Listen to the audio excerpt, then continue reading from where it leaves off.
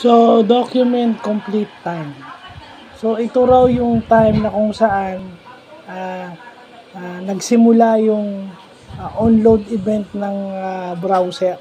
O, yun yung bagong alalaman natin. Ang bawat web browser, whether Mozilla, yung pumalit sa Internet Explorer or Safari, lahat yan may onload event. At pag nagsimula yung onload event, ang tawag daw doon is document complete time. So yan, napag-aaralan natin yan. Mga bagong term, di ba? Yan yung mga bagong computer terms o internet terminologies na nalalaman natin.